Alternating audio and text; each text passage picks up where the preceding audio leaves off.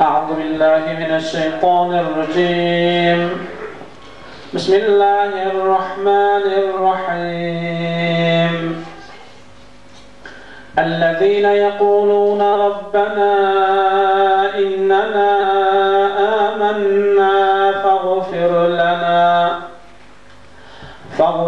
لنا ذنوبنا وقنا عذاب النار. الصابرين والصادقين والقانتين والمنفقين والمستغفرين بالأسحار. شهد الله أنه لا إله إلا هو والملائكة وأولي العلم قائما بالقسط. إن الدين عند الله الإسلام. وما اختلف الذين أوتوا الكتاب إلا من بعد ما جاءهم العلم بغيا بينهم. ومن يكفر بآيات الله فإن الله سريع الحساب. سبحان ربك رب العزة عما يصفون وسلام على المرسلين والحمد لله رب العالمين. الحمد لله رب العالمين والصلاة والسلام على خير خلقه محمد وآله وأصحابه أجمعين الذين آمنوا ربنا إنك رؤوف رحيم. إلى Parvardigara ushbu muborak kunda marhum ular otani ihsonlarida jam bo'lib turibmiz. Bu o'qilgan Qur'oni Karim oyat hisoblaridan, ihsonlarning hisoblaridan marhum ular otani Alloh o'zi mana bu savoblardan bahramand aylab yotgan joylarni jannati naim, jannati bog'laridan aylagan bo'lsin. Bu dunyoda qilgan barcha amal solihlarini, yaxshiliklarini o'zlariga hamroh aylagan bo'lsin. Ihson egalarini Parvardigor olam chin dildan qilgan ihsonlarini dargohida qabul aylagin. Barchalarni iymonda hidoyatingga bardavom aylab, ikki dunyo baxti saodatiga musharraf aylagin. Va sallallohu ta'ala ala xayri xalqihi Muhammadin va alihi va ashabihi ajma'in bi rahmatika ya arhamar rahimin. Bismillahirrahmanirrahim. Alhamdulillahi rabbil alamin. والصلاة والسلام على خير خلقه محمد وعلى آله وأصحابه أجمعين عما بعد. السلام عليكم محترم azizlar. Alloh taologa cheksiz hamd va sanolar, payg'ambarimiz Muhammad Mustafa sallallohu alayhi va sallamga salovat durudlar bo'lsin-ki, bugun biz atoqli iqtisodchi olim, iqtisod fanlari doktori, professor O'zbekiston Respublikasi Fanlar Akademiyasining akademiga 13 yil mobaynida O'zbekiston Respublikasi Fanlar Akademiyasining Iqtisodiyot instituti direktori lavozimida faoliyat ko'rsatib kelgan Unar Boymetovich Dejamalov tavalludining 100 yilligini xotirlash uchun yig'ildik. Muhtaram azizlar, Alloh Unar otamizni rahmatiga olgan bo'lsin. Ko'p yillar ilm sohasida insonlarga ma'rifat tarqatib, insonlarning ilmli bo'lishligiga bois sabab bo'lgan bir ulug' zotni xotirlab turibmiz.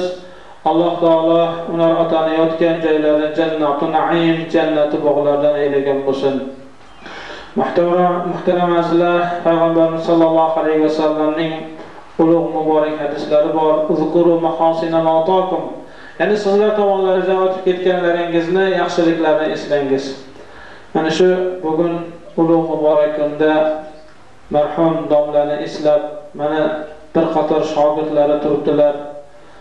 Alloh taolo u kishini unga otaxonimizga ulug' bir ajrlar savob etadigan bir muborak kunda turibmiz. Bu savoblardan Alloh taolo marhum otamizni bahramand aylagan bo'lsin. Payg'ambarimiz sollallohu alayhi vasallamning hadisi muboraklari bor. İnson vafot etgandan keyin uning barcha amali kesiladi. Lekin 3 ta narsadan kesilmaydi dedilar Payg'ambar sollallohu alayhi vasallam. Sadaqa-i joriya, manfaatli ilmdan, orqasida qolgan solih farzanddan dedilar.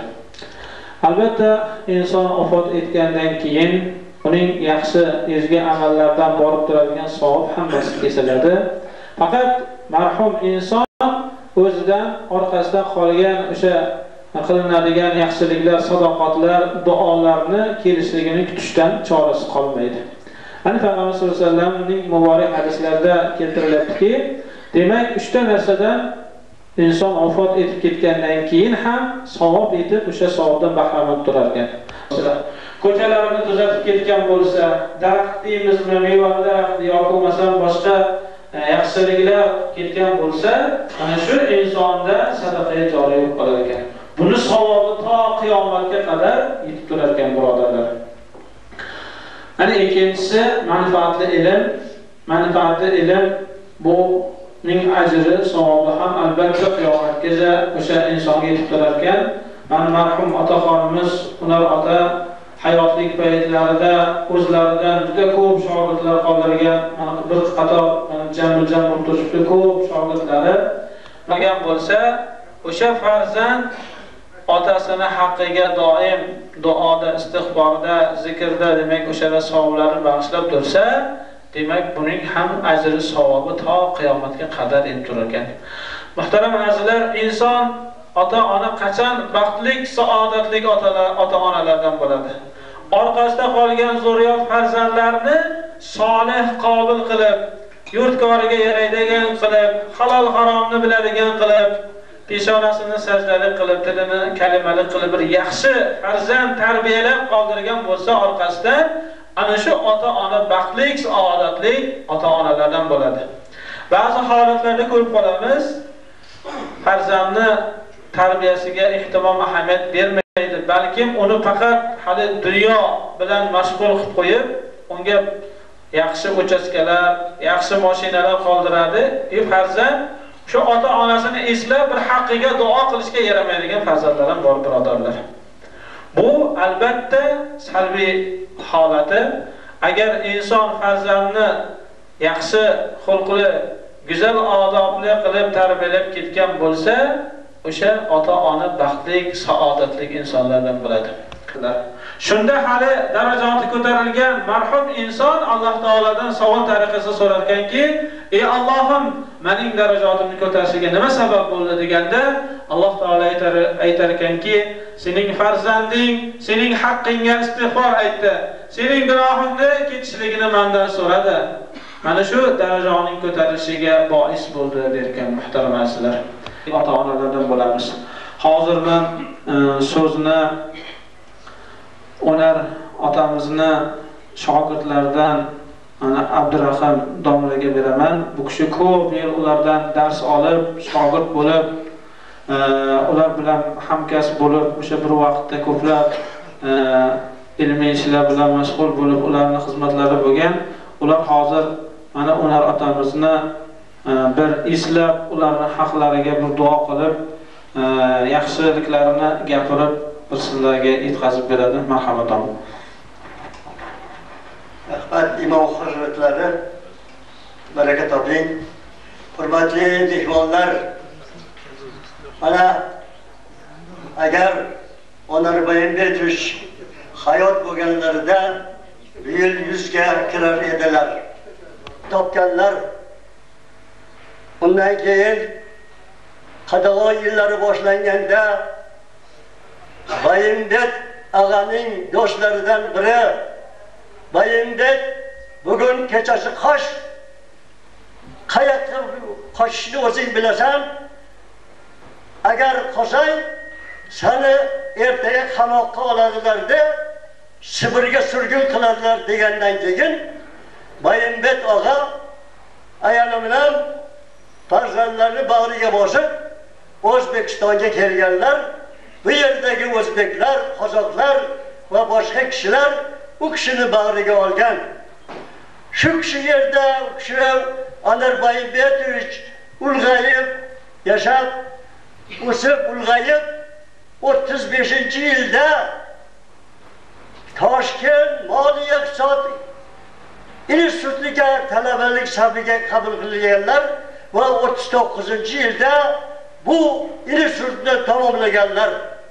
Shundan keyin u kishi 14-15 yil mobaynida turli dargohlarda, oliygohlar va rafaklarda siyosiy iqtisoddan dars bera boshlab, keyin 39-yilda doktorlik dissertatsiyasini olish uchun aspiranturasiga kirganlar. 53-55-yilda kechirasizlar, doktoranturada O'zbekiston qishloq xo'jaligining taraqqiyoti va ishlab chiqarishining rivojlanishi degan temada doktorlik dissertatsiyasini yoqilib, katta olimlar qatoridan o'rin olganlar. 1958-yilda esa u kishini O'zbekiston Fanlar Akademiyasining iqtisodiyot universitetiga direktorlik vazifasiga tayinlaganlar. U vaqtda men o'sha institutda Kasaba Soyuz tashkilotining raisi hisoblanar edim.